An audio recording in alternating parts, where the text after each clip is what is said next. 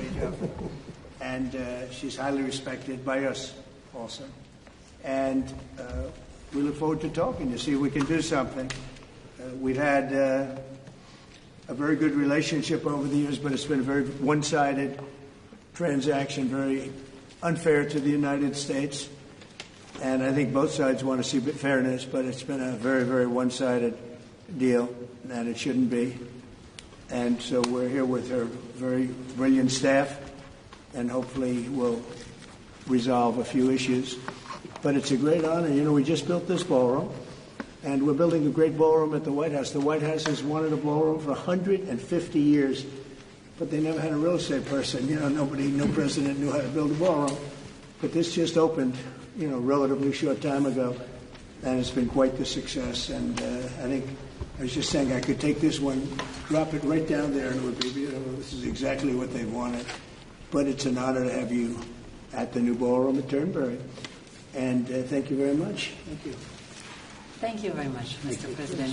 Thank you very much for inviting me here. Indeed, it is today about trade between the European Union and the United States. We're together the two largest economies worldwide. Right. If you look at the trade volume, it's the biggest trade volume globally, with $1.7 trillion among us.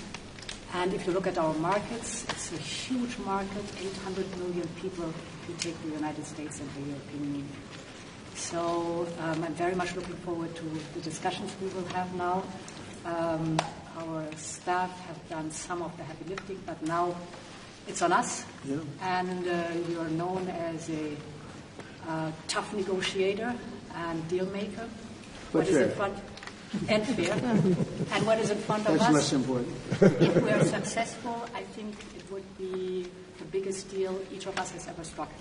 Sure. So I'm very much looking forward. Ever struck by anybody? That's true. Yeah, that's true. Right now we have that honor goes to Japan. We just struck a deal with Japan, as you know. And we're very close to a deal with China. We really sort of made a deal with China, but we'll see how that goes. And we have numerous other deals. And mostly I'm just going to charge tariffs. And, you know, it's not a deal per se, but people are going to pay tariffs. And we're doing them at the low end, not the high end, because we don't want to hurt anybody. And pretty well, but you and I both figured this is really the biggest trading partnership in the world, so we should give it a shot, right? Yeah. Very much looking forward to that. Oh, thank you very much. Thank you. I do too. Any questions? Mr. President, on Friday you put the chances of a deal at 50%, maybe less. It seems like you're in quite a good mood. How would you rate those chances now? I'm actually not in a good mood, but I will tell you, I think the chances are, I think Ursula would say, probably 50-50 of making a deal. I hope. You know, I'd like to make a deal. I think it's good for both, but yeah, I'd say 50-50. And what would you say the main sticking points are at this moment? We have 3 or 4 sticking points. I'd rather not get in. We'll be discussing them. But I think the main sticking point is fairness. Well, can I ask why you're in a bad mood? Was it a bad morning of golf, or why you're not in a good mood? No, the golf was beautiful. Golf can never be bad, even if you play badly. It's still good. If you had a bad day on the golf course, it's okay. It's better than other days. But no, I think I look forward to this meeting. You know, we've had a hard time with trade with Europe, very hard time, and I'd like to see it resolved. But if it isn't, we'll, have tariffs. They'll do what they have to do. But we have a good chance of getting it resolved. We'll probably know in about an hour. Shouldn't take that long. What about the it's complicated, but not really complicated when you get right down to it, right? Well, pharmaceuticals. What about the August 1st deadline? Is there any chance that gets moved? No. The August 1st is there for everyone. The deals all start on August 1st. Most of the deals, other than steel and aluminum, which we've been getting 50% tariffs from, I guess, just about everybody, and those have come in. And we've taken in, hundreds of billions of dollars just on steel and aluminum. You've seen the numbers. We had a tremendous amount of money coming over the last month, and it's coming in, very rapidly, which is fair. We have a lot of steel mills and plants, aluminum mills and plants being built. We have a lot of AI being built, and we have a lot of auto plants being built or going to be built because they don't want to pay tariffs. So, if they don't want to pay tariffs, the best way to do it is just build your plant in the United States. Yes, please. Sir, what do you expect from the Europeans in terms of opening their markets to American products?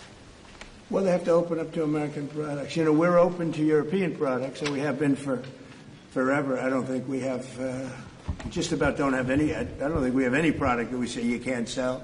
I guess you could get a little bit cute with chips, but that's, a little bit different category, too. No, Europe is very close. We don't sell cars into Europe. We don't sell essentially agriculture of any great degree. They want to have their farmers do it, and they want to have their car companies do it. I'm not saying anything that nobody knows. We have a rough situation. If we want to sell cars in Europe, we're not allowed to. And as you know, they sell millions and millions of cars, Mercedes, BMW, so many different, Volkswagen, so many different cars, and so many millions of cars. I would imagine number one, I didn't look at that, but I would imagine number one by far, more so than even Japan. Japan sells a lot of cars too. But the Japan deal worked out very favorable, very good. I hope for them too. And that's what we want to do, make everybody happy. Yes, please. Mr. President, should Israel be doing more to allow food into Gaza? Say it. Should Israel be doing more to allow food into Gaza? What did you say? Should Israel be doing more to allow food into Gaza? Well, we gave $60 million 2 weeks ago, and nobody even acknowledged it, for food. And it's terrible. You really at least want to have somebody say thank you. No other country gave anything. We gave $60 million 2 weeks ago for food for Gaza. And nobody acknowledged it. Nobody talks about it. And it makes you feel a little bad when you do that and, you have other countries not giving anything. None of the European countries, by the way, gave. Nobody gave but us. And nobody said, gee, thank you very much. And it would be nice to have at least a thank you. And I took a lot of heat. When I do that, a lot of people aren't happy about that because they say, well, why are we doing it and nobody else? But I think we had a humanitarian reason for doing it. What's going to happen? I don't know. I can tell you that Hamas, as I said, would happen at the end. We've gotten back a lot of hostages, a tremendous number of hostages, most of them. Now we have dead hostages, and the mothers want them back, and we have 20 people approximately, but that are living. But we have a lot of bodies, and the parents want those bodies as much as they would want their child if that child were alive. I met with parents it was so sad. Sir, please get my son back. How is your son doing? Well, he's dead, but they have his body. And it's so important. It's more important. It's almost like more, but it's as important as if the child were living. These people were, they're devastated. And I said, when you get it down to a certain number, you're not going to be able to make a deal with Hamas. Because once they give them up, then they feel that that's going to be the end of them. And what I said is exactly true. They had a routine discussion the other day, and all of a sudden they hardened up. They don't want to give them back. And so Israel's going to have to make a decision. I know what I do, but I don't think it's appropriate that I say, but Israel's going to have to make a decision. Mr. President, when you were in the Middle East, you talked about the images coming out of Gaza and the starving kids. Those images are still going. Many of them are much worse. Thinner children, starving. What do you see or feel when you look at those images today? Well, it's terrible. When I see the children, and when I see, especially over the last couple of weeks, and people are stealing the food, they're stealing the money, for the food, they're stealing weapons, they're stealing everything. It's a mess. That whole place is a mess. The Gaza Strip, was given many years ago so that they could have peace. That didn't work out too well. When Israel gave that up, whoever was the prime minister at the time, who I know who it was, but it was not exactly a very clever thing to do, because that was given so that they finally have peace. And it's actually made the situation worse. But we'll see what happens. I think Iran is acting up. I think that we have a lot of people we have Venezuela acting up in a different way. They continue to send people that we rebuff to our border. They continue to send drugs into our country. Venezuela, they've been very nasty, and we can't let that happen. But we have other countries too. We do have, and this is just getting a little off subject, but we have now the safest border we've ever had. And I think in many respects we probably have the most successful. And I say it all the time. Every leader, when I went to NATO the other day, every leader said, you have the hottest country in the world. We have the hottest country in the world now. We're taking in hundreds of billions of dollars. We have the highest stock market we've ever had. We have the best numbers we've ever had. But we have hundreds of billions of dollars pouring into our country. And I think it's the hottest. And by the way, 1 year ago, our country was dead. We had a dead country because of an incompetent president and incompetent Democrats. All they know how to do is talk and think about conspiracy theories and nonsense. If they'd waste their time talking about America being great again, it would be so much nicer, so much easier, be very successful.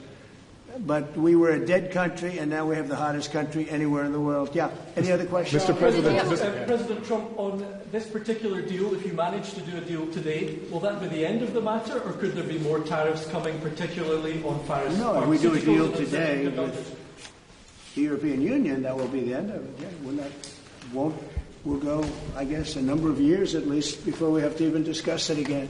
No, that would be the end of it. Including and this is the biggest deal. People don't realize this is bigger than any other deal. We have great countries. I'm familiar with many of them. So are you.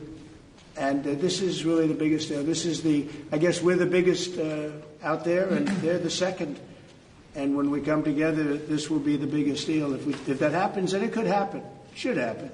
Okay? Will pharmaceuticals be part of today's deal? No, it won't. Pharmaceuticals will be, could be, we'll do something, but basically pharmaceuticals won't be part of it because we have to have them made in the United States, and we want them made in the United States. And I think it's easy to say, and I think it's important to say pharmaceuticals are very special. We can't be in a position where we're relying on other countries. Now, Europe is going to make pharmaceuticals, drugs, and everything else for us too, a lot. But we're going to have also our own. A question for President von der Leyen, please. Yes. Can you give your assessment of what you feel the chances are a deal of? The President just talked about a 50-50 chance, and the biggest obstacle being fairness. What would you say are those things for you? I think the President is right. We have a 50 to 50% chance to strike a deal. And indeed, it is about rebalancing. So you can call it fairness, You can call it rebalancing. We have a surplus, the United States has a deficit, and we have to rebalance it. We have an excellent trade relation. It's a huge volume of trade that we have together. So we will make it more sustainable. Mr. Trump, can you do better than 15% tariff rate for the EU? Better meaning lower? Yeah. No.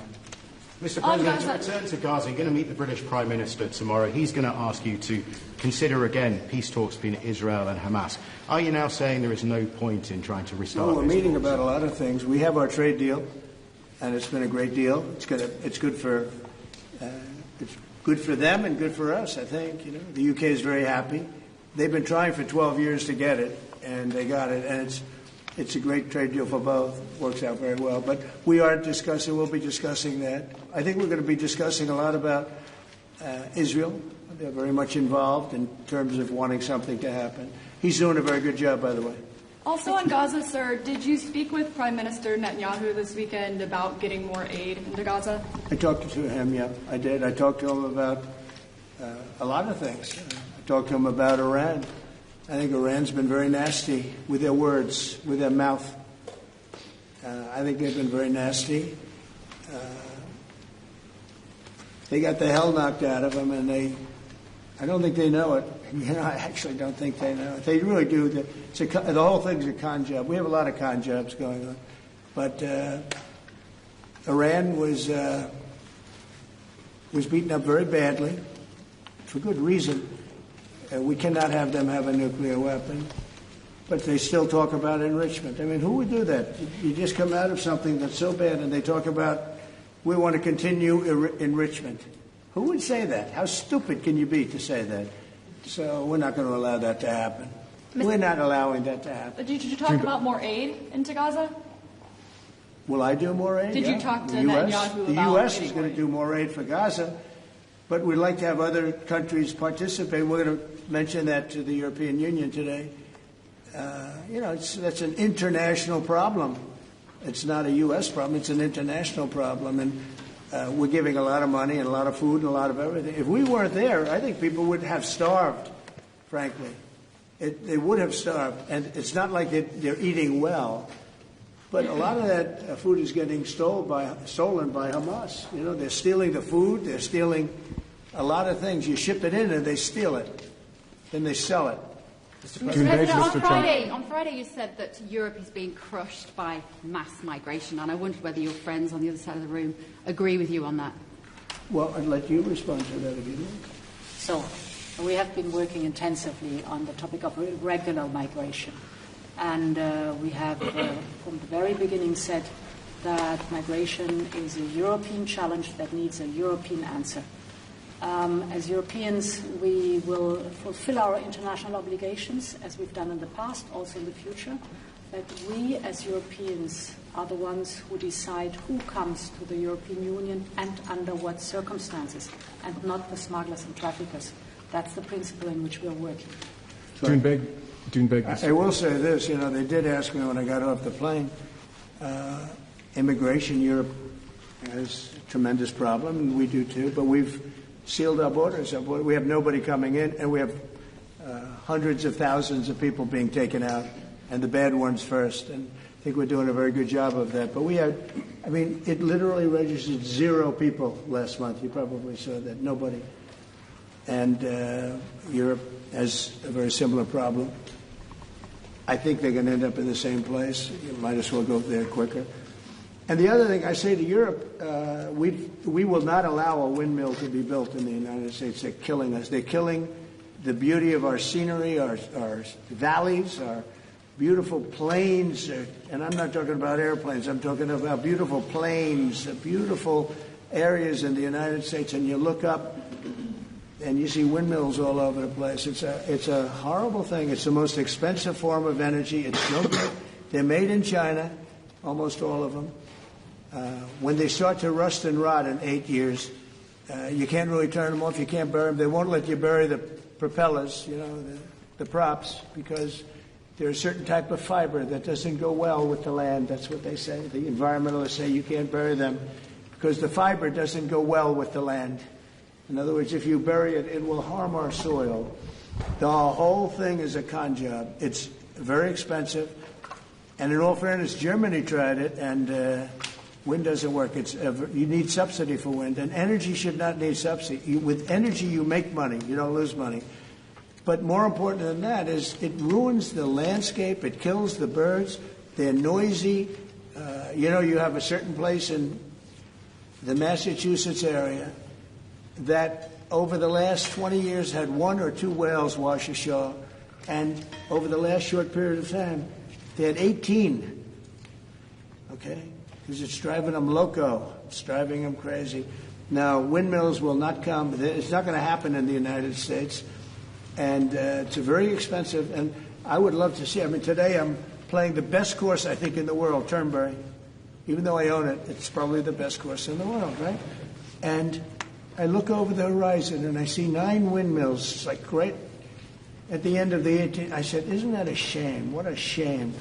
You have the same thing all over Europe in particular. You have windmills all over the place. Some of the countries prohibit it, but people ought to know that these windmills are very destructive. They're environmentally unsound, just the exact opposite. Because the environmentalists, they're not really environmentalists. They're political hacks. These are people that they almost want to harm the country. But you look at these beautiful landscapes all over the world. Many countries have gotten smart. They will not allow it. They will not. It's the worst form of energy, the most expensive form of energy. But Windmills should not be allowed. Turnberry, Mr. Trump, Turnberry. Cambodia and Thailand. You spoke to leaders of both countries. I did. Are they doing enough to stop the fighting? I hope so. You're talking about Cambodia and Thailand? So I had an interesting time. We're dealing with Thailand, and we do a lot of trade with Thailand and with Cambodia. And yet, I'm reading that they're killing each other. They're fighting. They're in a war. And I say, this should be an easy one for me because I've settled with India and Pakistan, and Serbia and Kosovo was going at it, but they have for a long time, in all fairness. So you know about that. And others, the Congo, and what's gone on. That's been a horrible thing with Rwanda. That's been a horrible thing. 31 years, 7 million, 8 million people killed. Machetes all over the place. It's a terrible thing. We got that one solved. We did 5 of them. And I was saying, we have a trade deal. We were working on another. We finalized another trade deal yesterday. And I asked my people, I said, how are we doing with Cambodia and how are we doing with Thailand? And they say they're going to be coming in at some point to talk. I said, well, let's call them right now. So I called the prime ministers of each. And I said, we're not going to make a trade deal unless you settle the war. A lot of people are killed, that in a short period of time. The border, they're fighting pretty like wild. And I spoke to both of the prime ministers, and I think by the time I got off, I think they want to settle now. I know they're meeting today or tomorrow, and we're going to work with them. Marco Rubio's working with them also, his people, and him. I think we're going to get that. That would be a great thing, but that would have turned out to be a bad one. And I will tell you, India and Pakistan, they were really getting ready to go at it. So getting those things settled, if I can do it, and if I can use trade to do that, it's my honor. But I had great talks with 2 very good people that they both really would like to make a deal. So we'll see what happens. Turnberry, Mr. Trump, Turnberry. Mr. President, Europe's now spending a lot more on defence thanks to you. Does that mean should they get a fairer deal on trade in exchange? Well, they're spending a lot on defense, but we're spending a lot more. And we've been very generous to NATO for many, many years. And but we had a terrific meeting with NATO. I'd love to do as well. We had a meeting where they put up 5% instead of 2%, and they're going to pay it instead of not paying, because many people didn't pay the 2% or anywhere near it, and the 2% was too low. And we're going to be sending now military equipment and other equipment to NATO, and they'll be doing what they want, but I guess it's for the most part working with Ukraine. But we had a fantastic meeting, I guess it's now almost 4 weeks ago, one of the best meetings they've ever had at NATO, and the spirit and the coming together was incredible. And I stood and I listened to almost 30 speeches. That was a lot. And I was really late, and I had to leave, but I didn't want to leave before those last 10 spoke, because they go home and they tell their wife, Trump left. And they were so nice to the United States. They were all mentioning the United States, and me, but they were mentioning the United States to be here. It's such an honor, et cetera. And I thought it would have been inappropriate. But I did stay. It was very hard, because I was extremely late for something else that was, pretty important. And we had a tremendous NATO meeting. I'm sure you heard that. Yep. It was great. There's some great people that you deal with on 2 fronts, right?